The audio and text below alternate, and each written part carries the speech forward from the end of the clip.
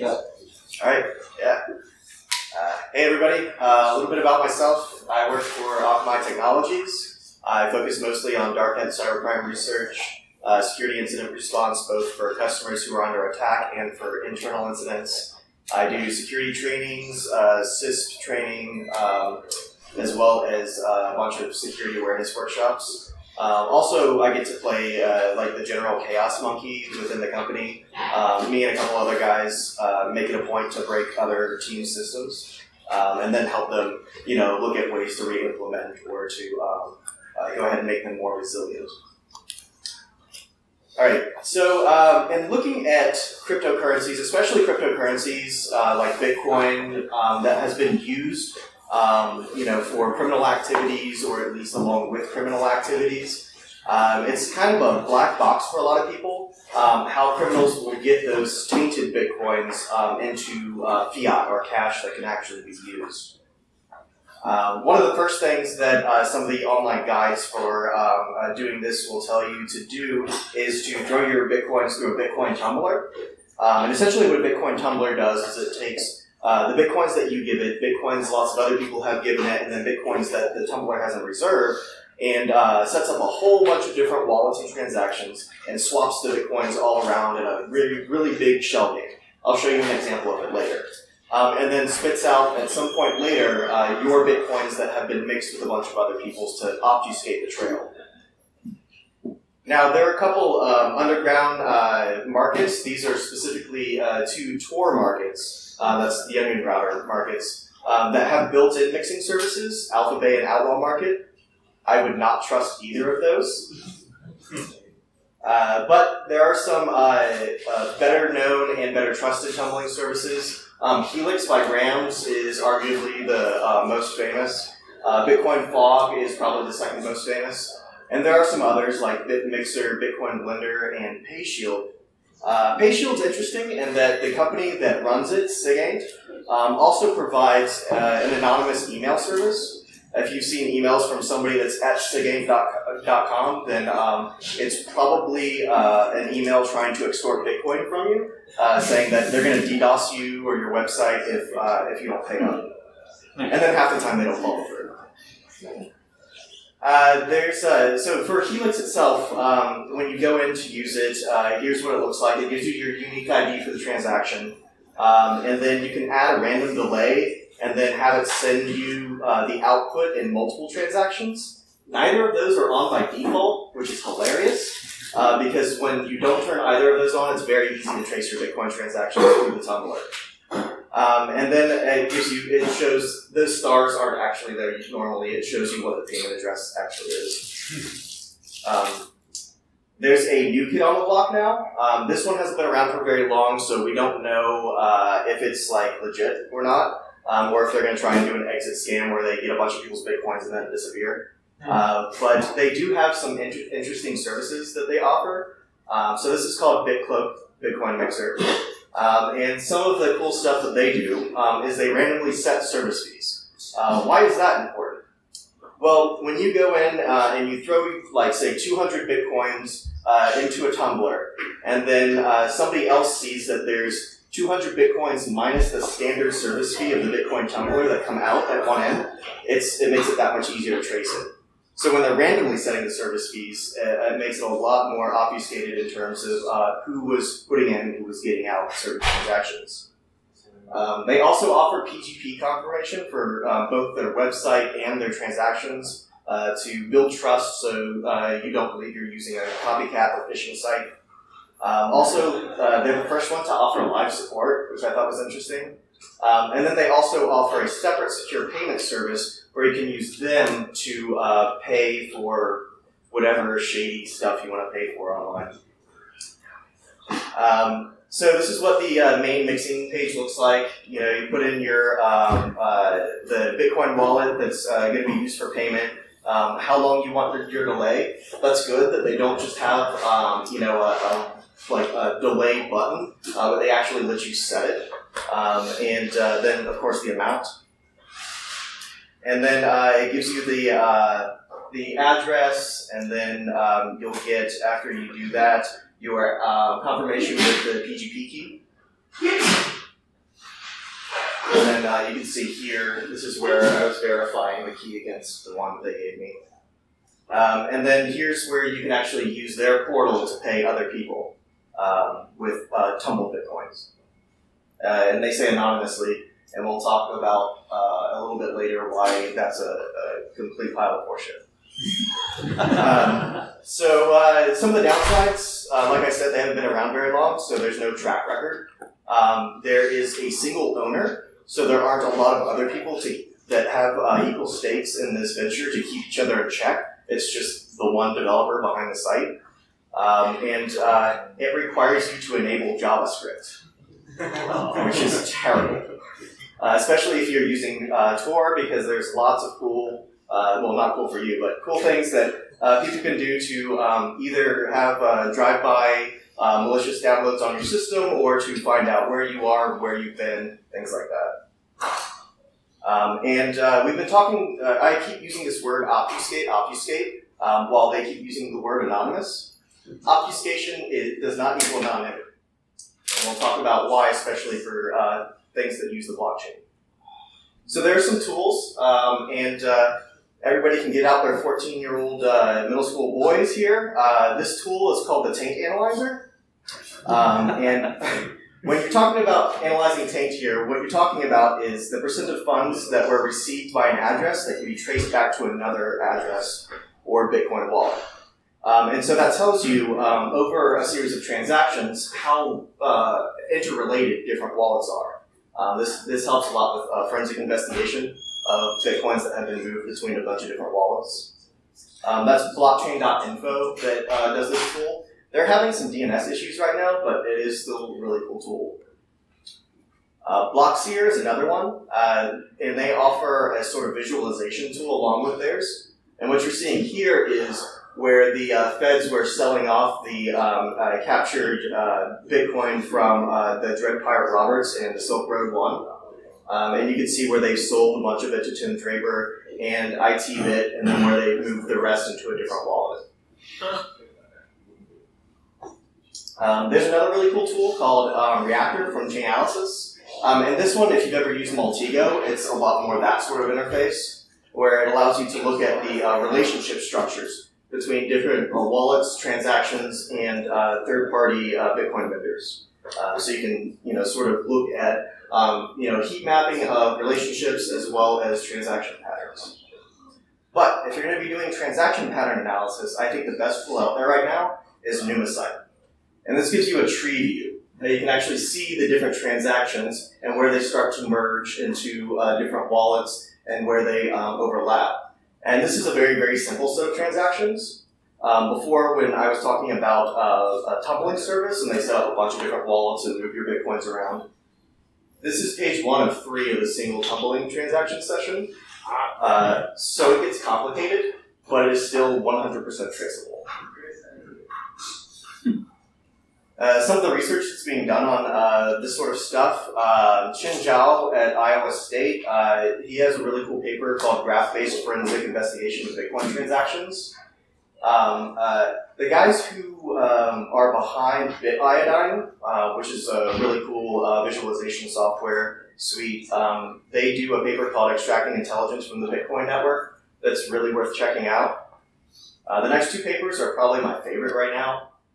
The guy who made Numisight, the tree view one, Dano, he has a preliminary field guide for Bitcoin transaction patterns. This is really, really useful when you start doing forensics and blockchain analysis, because it gives you a feel for what the most common types of Bitcoin transactions are, what they look like, what's usually involved in them, and it's a really good primer for getting started with forensics for Bitcoin.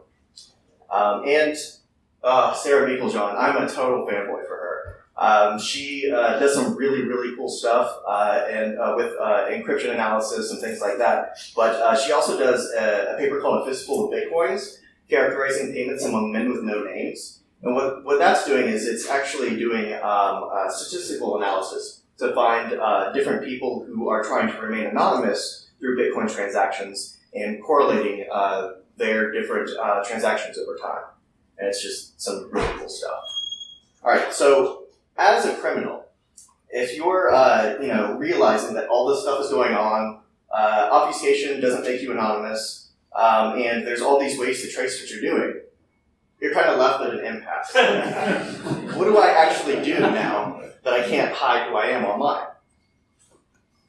Or what I'm doing with my finances? Well, there are some people working on this. One of the probably most talked about in the cryptocurrency and anonymity circles in terms of privacy is the new stealth transactions implementation. And what this is it's a unique implementation of Diffie-Hellman. Anybody who is into crypto stuff probably knows what that is. But I'll explain it, how it works in terms of colors. So we'll say that these different colors are secret keys, right?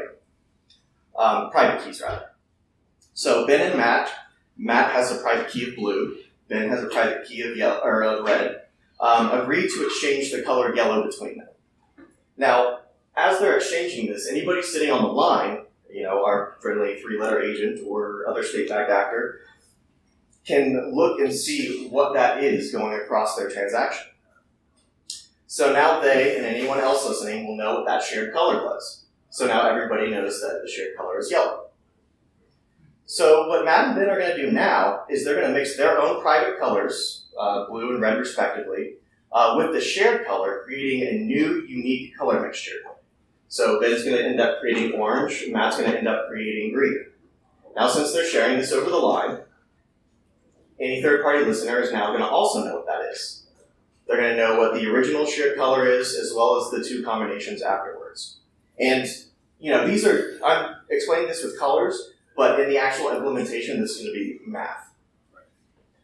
So now what they're going to do is Matt and Ben are going to mix their private keys with the color mixture from the other, and it will be the same color every time. So what it's going to look like, here, I'll let you just look at that for a minute. And what it's going to actually look like is Matt's final color combinations are going to be blue, yellow, and red. Ben's final color combinations are going to be red, yellow, and blue. Now, because of how the third-party observer sits on the line, they're going to be stuck with yellow, blue, yellow, red, yellow, or yellow, green, orange, which means they're never going to see the final combination. So the final color combination is going to be a shared secret only between Matt and Ben. So it makes it something that only they can do without prying eyes being able to see what's going on there. And this implementation will be used for cryptocurrency transactions. Now, is anybody actually using it? Well, DarkWallet is using it right now in an alpha sort of stage. Now, what DarkWallet is doing is they're offering this stealth transaction implementation. They're also offering multi-signature cooperative wallets if you want to have multiple people using the same wallet, but also have to have multiple signing of it, so one person can't just take everything out and run with it. Escrow, if you want a third party to be escrowing for a transaction between two other parties. And then they also add another thing called CoinJoin Mixing. What is CoinJoin Mixing? Well, without CoinJoin, what happens in a typical series of Bitcoin transactions is you have one transaction that's between Bob and Ted, and you can see what goes in and what comes out to each person. A second transaction between Alice and Carol, again, you can see what goes in and what comes out for each person. What CoinJoin does is it takes multiple transactions and smooshes them together, so when they enter the ledger or the blockchain, they enter in as a single transaction. So now you know that Bob, Alice, Ted, and Carol are involved, but you don't know who was actually talking to who and who was actually trading with whom, which again adds more obfuscation and makes it more difficult to tell who's been doing business with who. Now there are some problems with CoinJoin Mixing. Most of the services that support it are centralized, so once that gets popped, you just man in the middle of it. They're also highly susceptible to statistical analysis. In fact, there's even a tool that does that for you now. CoinJoin Sudoku is a really fun thing to play around with. What it does is it finds the common ownership of multiple transaction input-output groups for CoinJoin transactions by looking at the ingoing and outgoing amounts and doing some statistical analysis on them. Now, DarkWallet also itself has some problems. It's an extreme alpha. It's not stable or safe for use with real money, and use it at your own risk. Unless you're doing some really shady business, then please use DarkWallet because you'll probably get caught. One of the other options that you have for getting your actual Bitcoins out are these things that are called Bitcoin direct cards. And what they are is you're not actually turning Bitcoins into money in the bank and then the bank giving you cash. What these are financial institutions that you have your Bitcoins with, and then you can withdraw directly from that Bitcoin reserve. Now there are some issues with these cards. You have to physically take out cash, so you have to go to ATMs or banks where there are cameras and other people. Also, almost every single one of these cards are backed by a new small Eastern European financial institution. Super fucking shady. Not to mention they all seem to have really short lifespans. They just come and go like mayflies. Some of your other options, tangible goods. You can buy stolen or misplaced luxury electronics goods online with your Bitcoins. And then you can turn around and sell them, through various services, Craigslist, Backpage, Garage Sale, Wallapop. If you're really ballsy and want to get extra credibility, the person that you're supposed to sell these to, have them meet you in the police parking lot, because then they'll feel safe. Some other options you have for laundering your Bitcoins is precious metals, gift cards, or prepaid Visa or MasterCard cards. The precious metals actually are sold on a lot of the darknet markets. The top left one, that's Hansa Market, and they're selling sterling silver. And then, these right two are Alphabet, which is arguably the largest market right now. And they're selling stackers of silver. And I like this bottom one especially. Real verified, not fake. Yeah, I believe you, guys. See, the problem is that all of these listings are right next to other listings like these, which are totally fake. So your mileage may vary.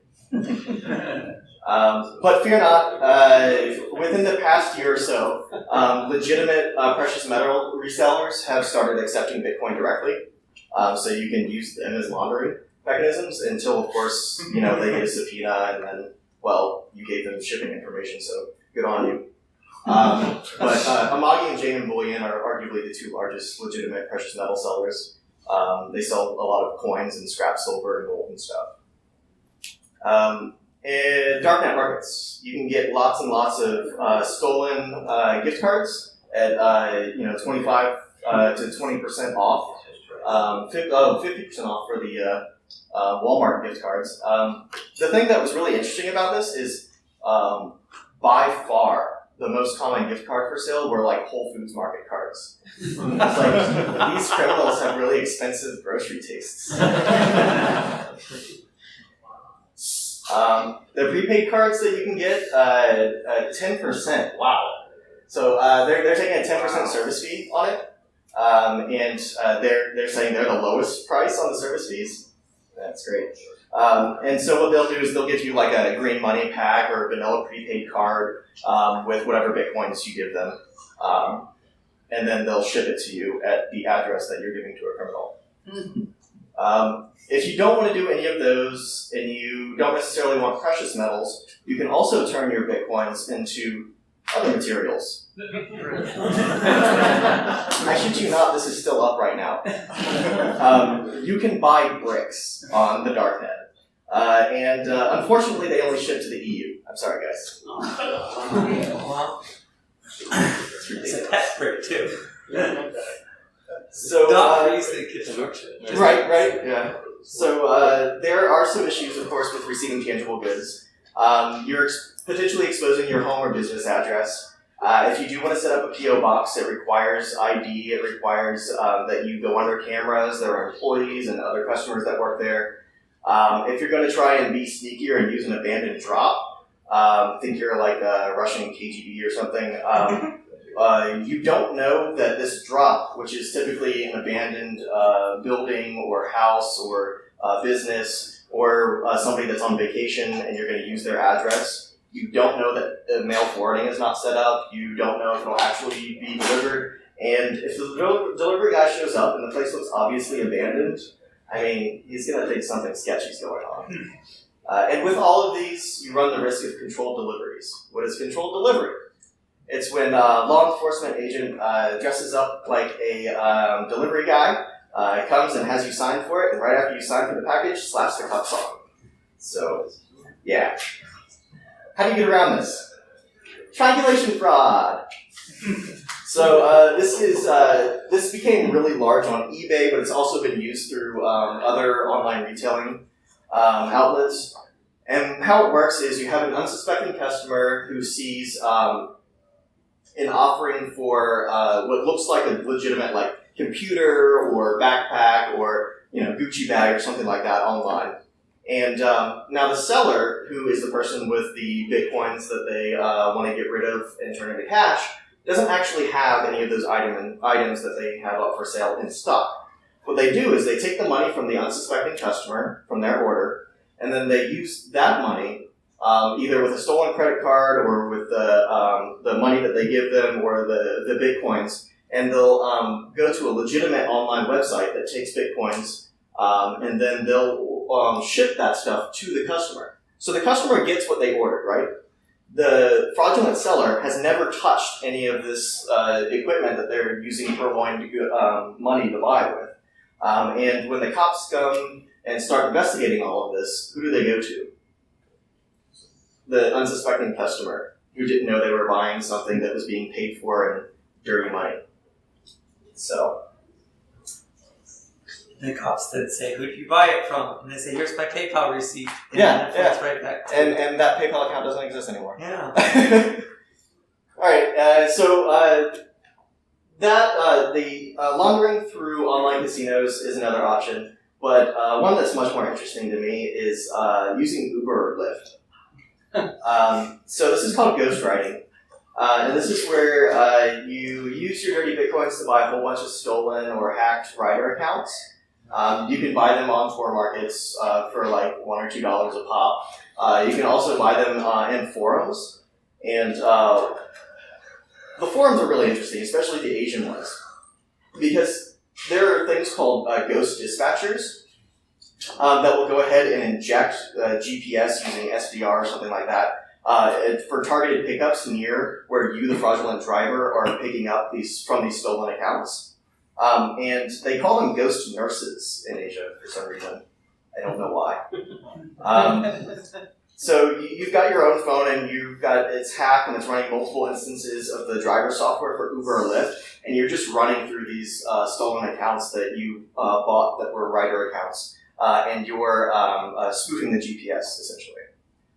So there is a mobile version of custom GPS software that is supposedly out there online, mostly in the Asian forums, that what it does is it tricks the driver app, so you don't actually have to move at all. You can sit at home, and it makes it think that like you're driving to the person, picking them up, and taking them where they're supposed to go, and you're making all this data up on the fly. If anybody has actually access to the software, please talk to me, because I really want to see it. I also want to reverse it and see who else it's talking to, because I bet it's backdoored. All right, Bitcoin casinos. So these are cute, and then they say, "Oh yes, it's totally international, and yes, Americans can use us, even though it's illegal." And so you can see they'll tell you what currencies they use, what deposit bonus you get for your cryptocurrency, the games they have. And you can see that especially Fortune Jack, like they take every cryptocurrency ever. Yeah, all of those are still active. Yep. Dogecoin? They don't take Doge, no, unfortunately. But if you look down here, they do. So how this works is you take your dirty bitcoins, You turn it into online chips at the casino. You do some low-risk gambling, blackjack, baccarat, craps are probably going to be with the least house advantage. And then you go ahead and you cash out, and you get Bitcoins that have gone through their system. What are some of the issues to look for here? Local laws equal more crimes. So not only are you laundering funds and committing wire fraud, but now you're illegally gambling. So good job. You also have to worry about casino exit scams. This is where the casino gets lots of people that pay into them, and then the casino owner disappears with all of their Bitcoins before they get to cash out. Another problem is if it's a small casino and it has a low volume of Bitcoins, then it's really, really easy to trace input and output for the Bitcoin transactions. Also, a lot of them require wagering limits for withdrawal. Like, you have to spend a lot of money with them in order to take out so much. Another clever one that I was talking to somebody else about last night that I thought was kind of funny was ATM Runners. And the way this works is you've got your dirty Bitcoins, and then you are giving them to an individual or an online service that already has an account with a Bitcoin exchange, like Circle, Coinbase, or Zappo, and that's connected to a bank account. So what they'll do is they'll take your Bitcoins and then put them in whatever, I guess USD or whatever fiat you want, through Coinbase or Zappo into their bank. And then they'll have ATM runners that are placed all around the country that will go to the ATMs right after it's deposited and pull all the cash out that from your Bitcoins. And then what they'll do is they'll mail them, like the actual cash. They'll mail the cash through USPS to the address that you're giving to these criminals. So, not shady at all. Another funny thing that I saw that people were doing to try and hide or get clean Bitcoins is using freelance websites that accept Bitcoin and pay out the Bitcoin. So Xbit, Freelancer, Coinality, and CryptoGrind. What you would do is you would set up two accounts as someone who is providing a freelance service and someone who needs one. And then you act as the person on either side of the transaction and just funnel the Bitcoins through this website. You can also do something like that with a web shop. Set up Square, Etsy, Stripe, Shopify, or Braintree. They all take Bitcoin now. And then provide a service like, I don't know, online Reiki healing through the internet or something.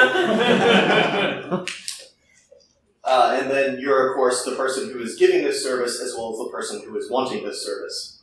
And so the money is just going through these systems.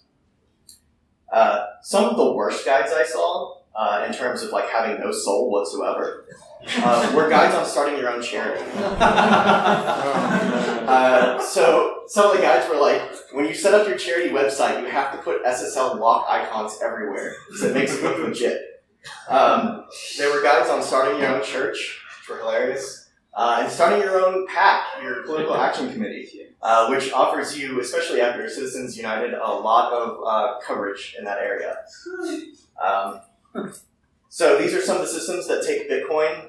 Chimp, IADS, PayPal has a separate Goodwill and charity sort of network. There's Network for Good and GiveWell. And what was really bad about these guides is almost all of them were like really excited about setting up a charity as a way to launder your money, because not only can you move your own money through it, but the chances of other people online feeling sorry for you and giving you their own money were really high. So that was pretty terrible. I know that I haven't seen all of the ways to move cryptocurrencies and other digital currencies online and try to tumble them or obfuscate them, or all of the ways to try and stop that. And I definitely want to hear from other people and things that they've seen or thought of in this arena. This is something that's very close to my heart and very passionate about, and I'd like to hear from everybody on it. That's my email address. You can find me at. There's a .com after that. But that's it for me. Does anybody have any questions or comments? Yeah. At the beginning of your slide deck there, you were talking about the DH, Diffie-Hellman, yeah. the Diffie-Hellman, where you had the two people using their secret keys, and that was an attempt to have more anonymity. Yes. Right. So, what I'm confused about is if they're using secret keys, and wouldn't that apply to like maybe like certificate authorities or something issuing out these secret keys? Or No, they would be generating them themselves. Yes. So they just trust each other just inherently. Yeah. Well, I mean, at least for that given transaction, they do. I mean, they can generate new keys for each two transactions, which if they weren't, they'd be dumb. I mean, personally, if they're doing shady stuff, I hope they keep using the same keys. Yeah, it's worth adding on to that, but this variation on the H, the reason it's done is because the original algorithm is vulnerable to those man in the middle. Because, like you showed, they announced it yellow, and now the NSA knows yellow. Now the NSA pretends to be the guy on the left. Yep. And now you're under arrest. Do these websites advise against your transaction volumes to stay under the FBI threshold? No, not at all. I mean, they really should, right? Like, you're like, hey, be aware of this $10,000 thing, but no, they don't care. Yeah. I mean, they've got enough people using their services that they don't need to really look out for. So who investigates this, cybercrime or the financial fraud? Both. Yeah. It really depends on what the input is. If the input is like stolen credit cards, then of course the financial institution is going to be more involved. If the input is like hijacked rewards points accounts, the financial institutions aren't going to be involved in that. That's going to be like the internal or contracted to the owners of those rewards accounts doing the research on that. And I have another talk on that. All right, well, thank you, everybody.